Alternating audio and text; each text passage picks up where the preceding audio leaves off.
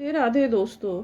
आज हम पुरुषोत्तम मास की कथा अध्याय 22 की कथा सुनाते हैं। पुरुषोत्तम मास यानी अधिक मास का महात्म्य हिंदू धर्म में अत्यंत पवित्र माना गया है। अध्याय 22 की कथा में महर्षि वाल्मीकि राजा धृढ़धनुआ को इस मास के व्रतों के कठोर नियमों, खान पान की विधि और निषेध के बारे में विस्तार से समझाते हैं कि जो आध्यात्मिक शुद्धि और मोक्ष के लिए आवश्यक है। व्रत कथा के अनुसार राजा धृढ़धनुआ ने महर्षि वाल्मीकि से विनम्र भाव से पूछा कि हे तपोधन, पुरुषोत्तम मास के व्रतों का पालन किस प्रकार करना चाहिए? इस दौरान मनुष्य को क्या भोजन करना चाहिए, क्या खाना वर्जित है और व्रत का विधान क्या है? ऋषि वाल्मीकि ने राजा को उत्तर देते हुए कहा कि हे राजन, पुरुषोत्तम मास में व्रती को संयमित रहकर सात्विक और हविष्यान पवित्र रहकर भोजन ही ग्रहण करना चाहिए। इस मास में गेहूं, चावल, मिश्री, मूंग, जौ, तिल, मटर, सांवा, बथुआ, अदरक, ककड़ी और केला जैसे फल ही खाने योग्य बताए गए हैं। इसके अलावा बिना मथा हुआ ताज़ा दूध, घी और सेंधा नमक भी उत्तम माना जाता है।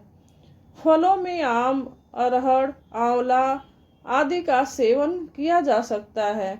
जो व्यक्ति बिना तेल के पके हुए इस सात्विक हविष्यान भोजन को ग्रहण करता है, उसे उपवास के समान ही पुण्य फल की प्राप्ति होती है।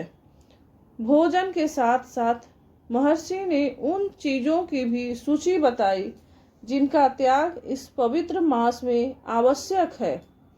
व्रती को किसी भी प्रकार का मांसाहारी भोजन, शहद, राई, राजमा और नशीले या मादक पदार्थों का सेवन बिल्कुल नहीं करना चाहिए।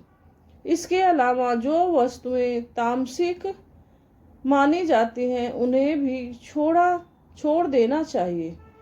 महर्षि वाल्मीकि आगे बताते हैं कि इस मास में केवल भोजन के नियमों का ही पालन नहीं करना होता, बल्कि व्रती को अहंकार, झूठ, निंदा और क्रोध से भी दूर रहना चाहिए।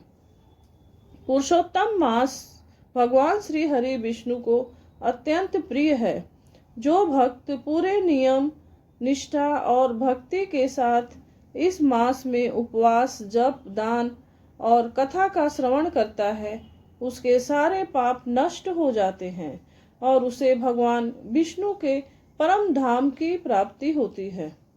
राजा धृढ़धनुआ महर्षि के मुख से इन नियमों को सुनकर अत्यंत आनंदित होते हैं और पुरुषोत्तम मास के नियमों का पालन करने का संकल्प लेते हैं, जिससे उन्हें जीवन में सुख, शांति और मोक्ष की प्राप्ति होती है।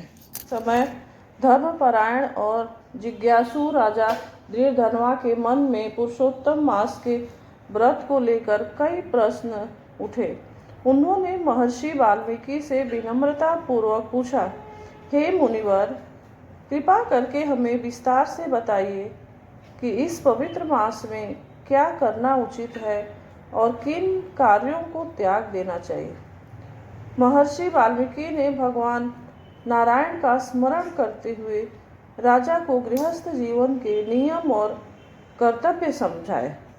नारायण ने बताया कि मनुष्य को संध्या तर्पण और पंच महायज्ञ करने चाहिए, अतिथियों को देवता के समान मानकर सत्कार करना चाहिए तथा भिक्षु और ब्रह्मचारी को पहले भोजन कराना चाहिए।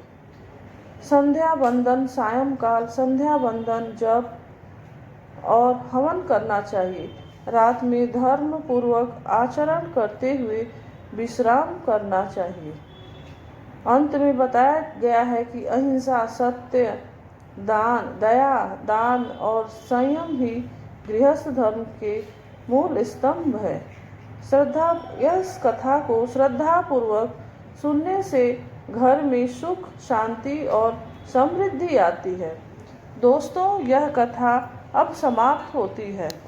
आप लोगों को यह कथा पसंद आती है, लाइक कमेंट करिए, चैनल सब्सक्राइब करिए, शेयर करिए, कमेंट में जय श्री हरि विष्णु लिखिए। राधे राधे।